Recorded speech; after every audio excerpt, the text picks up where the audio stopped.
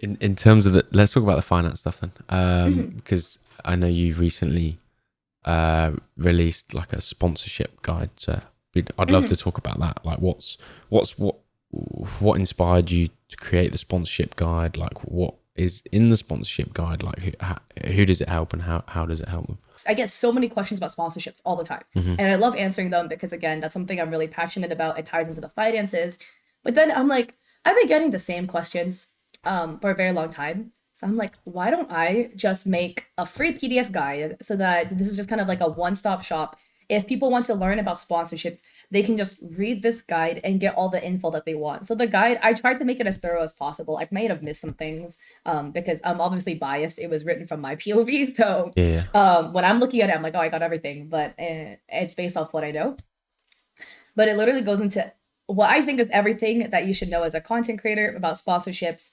Um, I could maybe go a little bit more in depth into some of the other topics that I covered on there, but I start with like defining terms that I thought people wouldn't maybe know, like even like sponsorship, affiliate sponsorship, Hmm. like exclusivity, what that would look like, whitelisting, all that stuff, and then I go into how did I format it? I think I started with the definitions, and then I started with how to like what type of sponsorships each sponsorship category is, how to get sponsorships, like where can you look for them, and then I go into how to email companies to get sponsorships, how to determine your rate for sponsorships, how to what do you call it? I think I mentioned a little. I didn't really go into depth because I already had like other tutorials, but I mentioned like keeping track of it in a Notion board. Hmm. Very big fan of Notion. And Nice. then I talked about things that people should know, red flags and contracts that people should go and look out for, that companies would ask for. And then I talked about payment and receiving payments. So that's kind of like from A to Z, everything that I covered in my guide. Why did you decide to make it free? Because out of spite.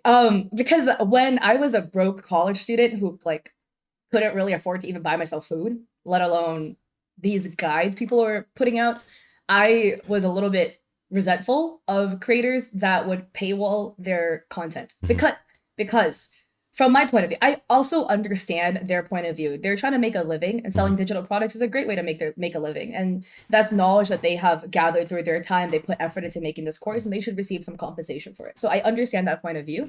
From my POV, as a broke like 18, 19-year-old college student who really, really wanted to make a career on Twitch, and there are people selling guides to it, but I couldn't afford the guide.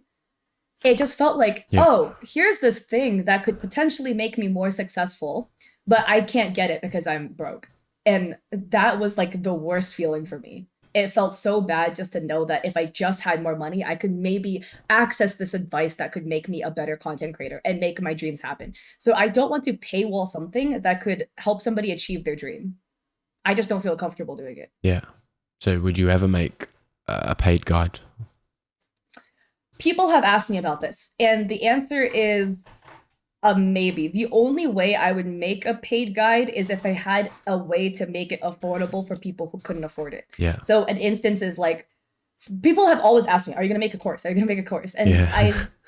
the thing that I kind of like thought about regarding that is like, because again, there's no way to be like, hey, show me your bank statement. And if you can't afford it, then you pay for it. But if you can't, then it's okay. But basically, like the only way I would make it happen is if maybe I would do like giveaways or something where if I have this guide and like if you purchased it within the first week, it's completely free. But then like if you're just a little bit slow, it's on you. What I did with the sponsorship guide was I did have like a paid option, Hmm. which was a video because I hate editing. So I'm like, if I made a 45-minute video, I should maybe get a little compensated for it. But the content is the same. It's literally the same content because I don't want to paywall content. It's just if you wanted a video version, same content. If you just wanted an audiobook version, then that's like a little bit more. But the content is the same. And I don't want to ever do a thing where content that could potentially help somebody was paywall Yeah. because they couldn't get it because they couldn't afford it.